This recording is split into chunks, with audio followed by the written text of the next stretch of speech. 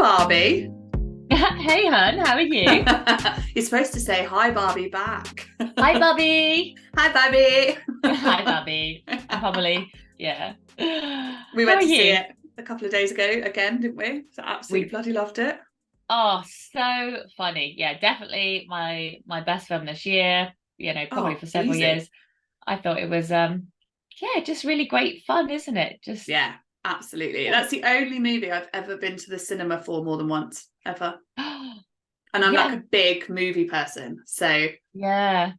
Yeah, no, I well, guess there's not many. That one I definitely came out and I was like, I would definitely buy this. I could watch this over and over again and like yeah, still find it fun. There's so many good jokes in definitely. there.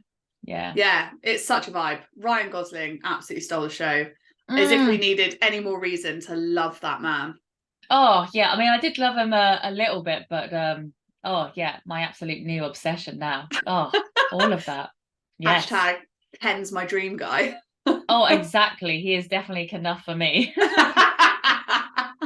I absolutely love that. That is brilliant. He is Oh, Kenna.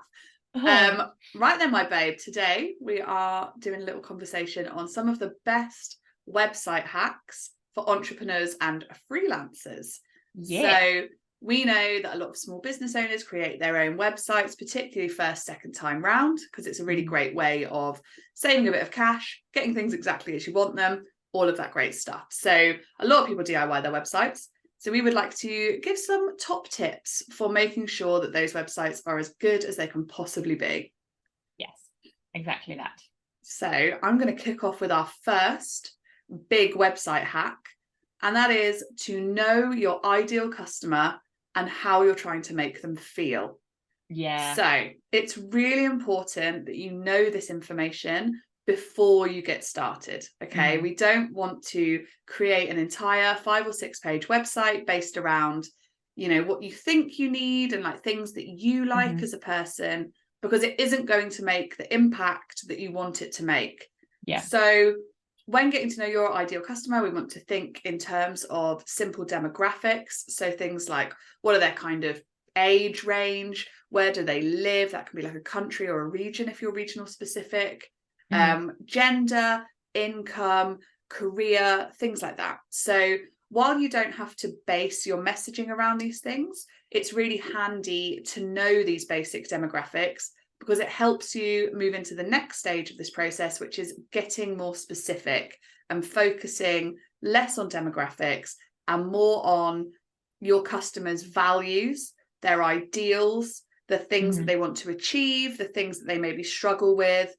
And this will lead you to create a really strong ideal customer avatar. So this means, say, I'm selling skincare products for women in their early 30s who like to have bright coloured hair and bright coloured things. My ideal client avatar would be Louise. I would Yeah. set that up. And then whenever I'm creating any kind of marketing or messaging or writing a blog post or anything like that, I can Hmm. picture Louise in my mind and ask myself, would this content mesh with Louise? And it helps you to build a Yeah. visual brand that evokes the right kinds of feelings in that Hmm. customer. Yeah. Um, Especially with the design side of it as well as the actual content, isn't it? Just would Louise like this? That kind of idea yeah, makes it a lot easier. it makes it so much easier. It's such a simple kind of tool, but it makes Mm. branding and content creation so much simpler when you know exactly who you are Yeah. creating it for. And it also means that you'll be able to use and select the right kinds of colors, typography, Hmm. visual styles, things like that, to evoke those emotions within that particular client Yeah. and build those really strong connections. So that is Yeah. our first top tip: know that customer inside and out. Definitely. I think it can also help as well with like that separation from yourself. So rather than thinking, oh, especially when I always struggle with like colors and the color palettes, there's so many that I like. But if I'm separating it from myself and I think, well, what will this person like? It's far easier because I can go, well, this person likes this color and this color and this color, and they like kind of like this design and they're wanting to feel this. So if you're feeling a bit of overwhelmed because you can do so much now online with your website and Yeah. everything, I find that really so a lot easier to kind of separate that from myself, not what I like, it's what my ideal customer's kind of liking. Yeah. And how would you go about finding that sort of stuff out, Lou? Oh, well, thank you ever so much for that lovely lead in to the topic. Yeah, so you've got to do your research, which is always mad jam. But so if we start with like your target audience, so we're saying about like who your ideal customer is. So you want to know what they like, you want to know what they don't like, what hobbies they do. Also, you want to understand them, like what they do online and their behavior. So where do they shop? What social networks do they use? What time do they use it? Like what devices are they using? So, if your target audience is like a busy mum, they're probably more likely on their phone, and they might be kind of online a bit more when they're doing like the school run or something like that. That might be your time. So that helps you. And they're generally on Instagram. That helps you because then you know that, guess what? I should probably post on Instagram, maybe my stories around that time. And that's what that's leading to. So it's great for like for marketing and also for your website, and maybe work out maybe what times they might get time to read their emails. If they've only got time to read their emails kind of at the weekend or the Sunday before kind of the next load of week starts, send it on there. You want to be at the top of their like email list. So that's what this really like helps with. It's not about saying no to other customers or other people. It's helping make sure that you really reach your ideal customer, in all the different ways, and especially like what they do online, like where they shop. Maybe you could start advertising there if that's kind of what you want to do, or it just gives you a bigger picture, or maybe a different way that you could relate to your ideal customer as well. So yeah, I think researching to them. Another really good way to research is your competitors. Now, it's a bit hard sometimes, especially when it's your business, it's your baby. It can feel maybe a bit negative to look at your competitors, because you can feel maybe just a bit jealous, and maybe you just or you think, oh, I do something better. But we're not looking at it in that way. We're looking at it in a positive way. What do they sell? How do they sell it? What do they do differently that maybe you could learn from? Or maybe where are the gaps that you could fill in that they don't actually cover? Also, where are they selling? Like what's working really well for them, and why is that? And maybe you should be doing the same. If they're using certain social platforms. So I think when we did our competitor analysis for our business, we found there was a lot of them were using Pinterest far more than we were, because I don't think we were using it very much at the time.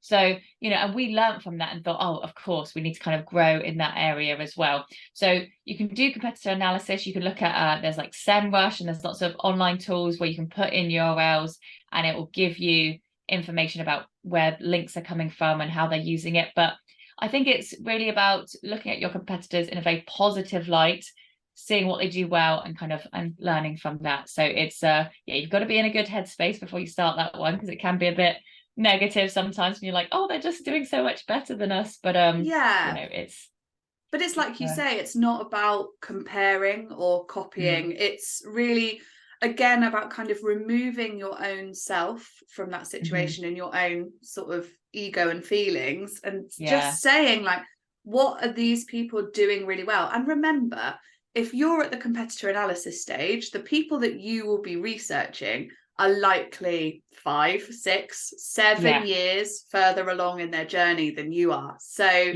it serves no purpose to compare. It serves no purpose to like upset yourself over people doing better. It is just a tool that we need to use to find out how we can better serve our customers and make the most impact. Yeah, no, definitely. And I think that's a really good point as well, about viewing it as like, and hopefully our business will be there in 5, 6 years time. Of course you're only going to be looking at people who are further down the line. As they say, we're all on our different journeys and all that. It's not a competition, but the main thing is take your ego out of it. It can be a bit tricky. So yeah, I mean, and where would you, how would you find your customer? How would you like position your customer then? What would be helpful to them? Love this. So this is our website hack number 3. And this is something that I just think is so important and not enough people know about. And it is that you should be positioning your customer as the main character of your website. Okay. So many small business owners, when you're like a micro business or a freelancer or an entrepreneur, it's kind of all about you, you know, the spotlight is all very much on you. We want to shift that focus and make the central focus of your website, your messaging, your marketing, your customer. What are they trying to achieve? And then how can you help them to get there as a helpful guide? There is a book by a guy called Donald Miller called Building a Story Brand that is one of my favorite marketing books. Massively recommend everyone read that. And he describes it as almost like a Sherpa relationship. We have customers who are trying to climb a mountain, so they're trying to like reach their goal, and we are there to help them on their journey. That is all that we are there to do.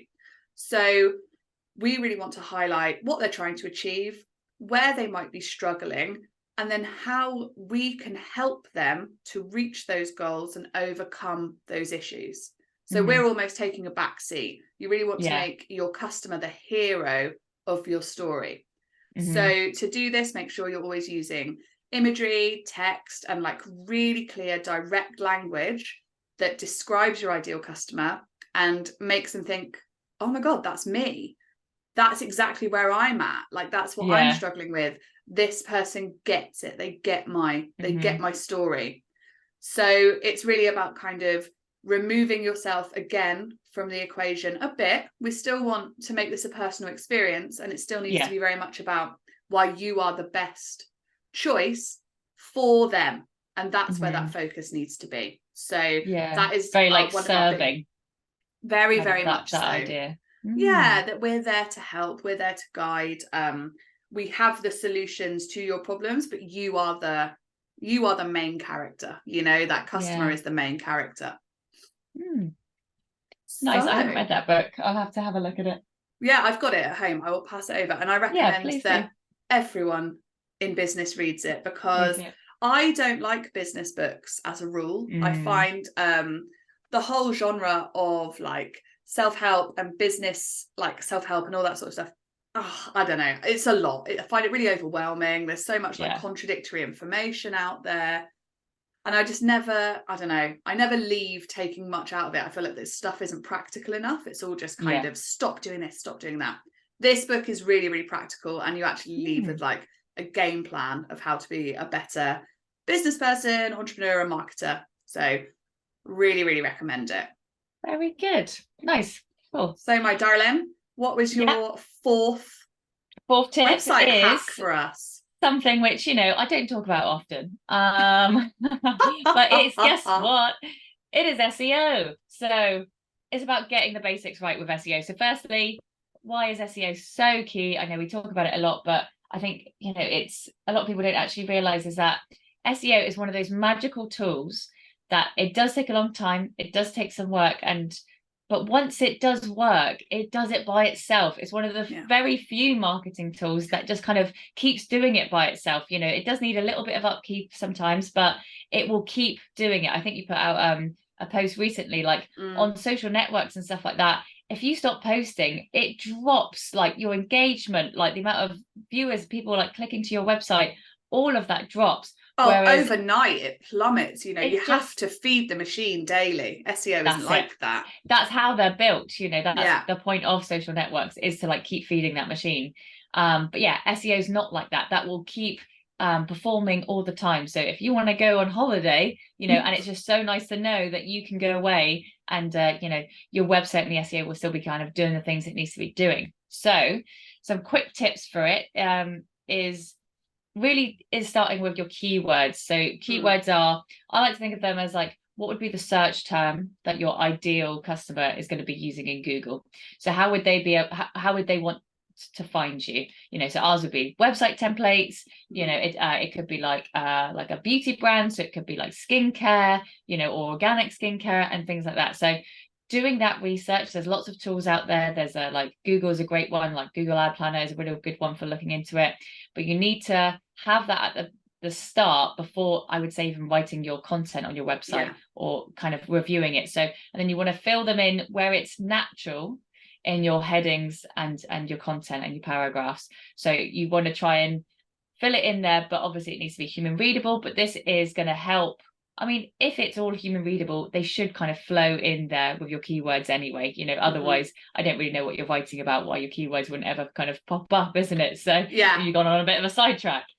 But so yeah, it should be natural language. Another key tip as well is, I would say, we always try and say this for simplicity, is just use one heading, one tag. So on websites, there's heading tags, but you only really want one per page. And that would kind of, it will help Google, but it will also help your users well know that this is what this page is about. This page is the About Me page. This page is the Contact Me Today page. You can have it just really clear about what that page is.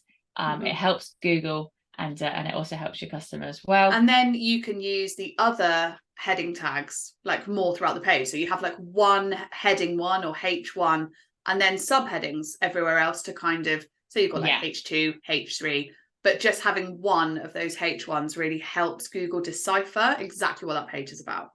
That's exactly right. Yeah.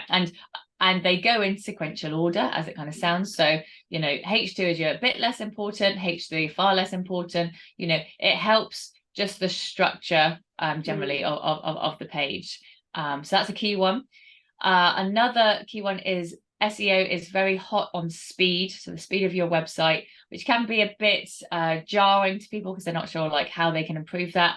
But the absolute simplest way, and it's way that like trips up everyone, is the image sizes. So try and get your image sizing the right size for your website. So it very rarely does it need to be kind of over like 2,000 pixels. And a real key one as well, because you'll save loads, so you can compress images, and you can do that online. There's free website tools to compress images, so that's really key. And also, unless your image has a transparency, so say like a background that's see-through, and you need it to be see-through for your website, unless it has that, it needs to be a JPEG. It's so much smaller in size. You'll save loads, and Google definitely puts that on high priority, that because it just saves it from people downloading these massive image sizes, just to kind of see a small image kind of being loaded. So that was a quick one, I would say, that is like really easy for a lot of people to do, because it's it often gets wrong in there. And I'd also say breaking up the content on the page as well. You want to make it easy for people to read, and also for Google to read as well. But things like, think of bullet point lists. People love lists because it means that they can scan through it. So rather than have like, say you have several services that you provide, rather than having a big paragraph about these services do this, put it into a list. We do 1, 2, 3. These are the 3 services. You can expand on them. You can have a page on them about like a separate page. You can do all these things, but people love scanning. And we actually found all the time, people actually don't often read your website, especially big blocks of text. They just think, oh, absolutely not. I didn't come here to read a blog. It's not that kind of thing. So lists, kind of breaking up the content. So we like to break a lot of our websites into sections. Again, it makes it more fun. It means you can get more of that branding in there. It can get more of your personal style in there. But it just makes it a lot easier to read, and Google prefers it as well, because they can also see how your content is kind of collected together. Like, they like to work out the structure of your website through scanning it, and they can do that quite easily. So they're my tips without going into way too much. And saying that, actually, we'll do I'll do a bit of self-promotion here. Is like, if you do want to learn a bit more about it, we actually host like an SEO brunch course. There's a wait list at the moment for like a bit of a relaunch next year, which we're very excited about. We've got a lot of really good feedback. So if it's something you're not sure about, and it's something that you just know that you need to do, and you do want the benefits of it, then kind of sign up for the wait list, and then you'll be let you know when it's kind of ready to go. So, we'll pop the I love it. Well done, babe. We'll pop the link to the SEO brunch wait list in the show notes of this one. But it's been a really fantastic course so far. We've actually absolutely loved running it. The feedback we've had has been amazing. It's just a great vibe. It's a great vibe. So definitely, if SEO is something you're struggling with, that's a great option for you. Alrighty, so moving into tip number 5. So this is another sort of messaging and marketing based tip. what we want to be doing on our website is selling the benefits of your products and services and not the features. Okay. So there's a really common marketing saying that is, features tell, benefits sell. So what we don't want to be doing is on your product or service pages just listing these huge lists of like features, like what the ingredients of the product are, what it's made of, like what it's designed by, because actually people don't really care about this stuff. It doesn't bring much of an emotional feeling towards anyone. It doesn't bring anything up. So what we want to be doing instead is shifting to selling the benefits and how it will improve the lives of your customers. So instead of saying something like SPF with all natural ingredients, you would say something like protect your skin and the planet, because that's a benefit. You're looking after your skin and you're also being conscious of the planet, which is a huge deal for a lot of people. Or instead of saying something like, you know, phone case made from carbon fiber, you could say unbreakable protection that will last you a lifetime. So people know that they won't be buying another phone case in 6 months and wasting more money, and their phone isn't going to get damaged if it falls out of their pocket, like they always bloody do. So it's just about shifting the way that you sell things away from the features of your product and service. And instead, again, it's like centralizing that customer experience. How will it improve their lives? How will it help them? And leading with that rather than the product or service itself. That's a really good point as well, because you're taking away the knowledge that the customer needs to have, you know, because how you're expecting with that carbon fiber phone case example, you're expecting them to know that that's really hard wearing. You know, you're expecting them to know that that's better than plastic.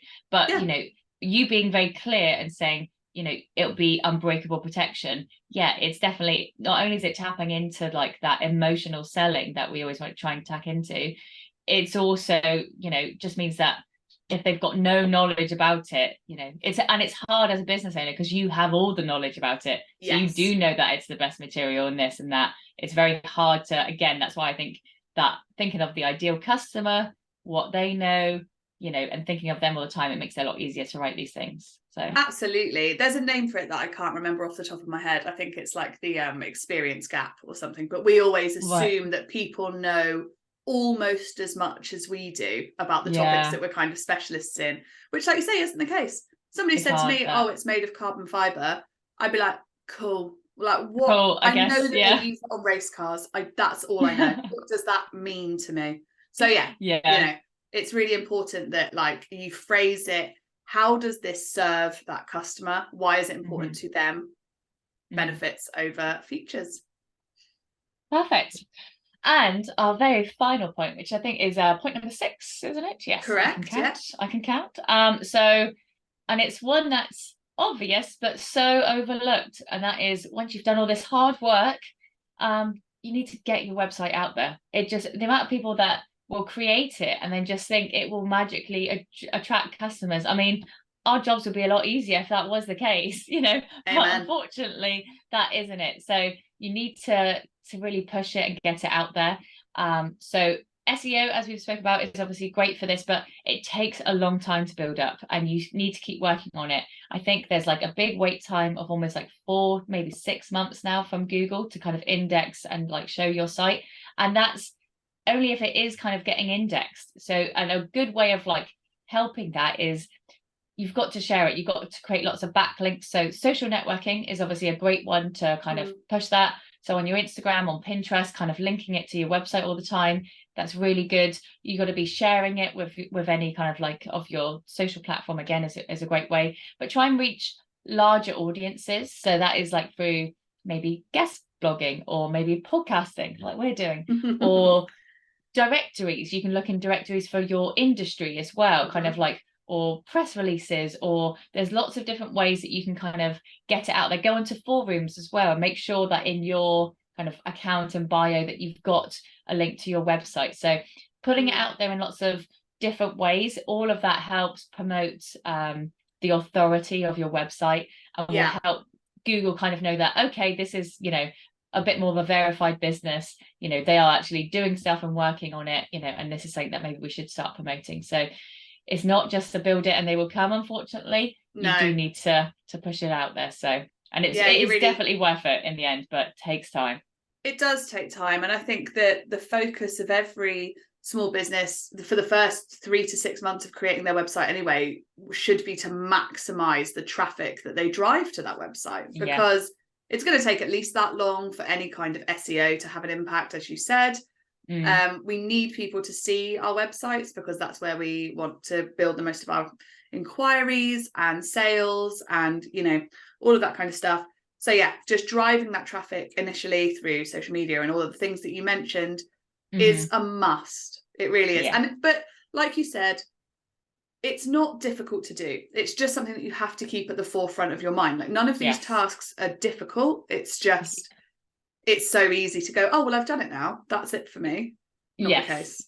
Yeah. And it's something that you have to keep doing over time. So, you know, I always recommend as well is that maybe just once a week, just think, oh, it's maybe your Friday afternoon lull and you're going to have a cup of tea and just think, okay, I'm just going to spend maybe like an hour doing SEO. And that SEO can be, I'm going to write a blog, or it can be, I'm going to share my website, or it can be, I'm going to do this. But just to schedule it in there, because that's the hardest part. These are, as you said, they're not hard things to do, but finding time as a small business owner is a nightmare to kind of go round to going, oh yeah, I forgot to actually share my work as well that I've done, you know. Oh yeah. So all this hard work and nobody's seen it. Exactly. Yeah. And you're just like, oh, I probably should have promoted myself a bit more, which is always tricky as well, isn't it? So most definitely. Okay, well, that was 6 really interesting, really helpful website hacks for entrepreneurs and freelancers. We'd love to know if you put any of these into practice. We'd love to see the impact that they have on your websites. We're sure that it would be massive. So pop us an email, pop a little comment on the podcast, anything that you want to do to tell us how you get on with this. Thank you so much for listening, and we hope that you find these hacks helpful. Thank you ever so much. Cheers, guys. Thank you, my babe, for recording with me today. It's been an absolute dream. Why, thank you, as always, for being the very fabulous self that you are. Amazing. Catch up with you soon, babe. Cheers. Bye. Bye.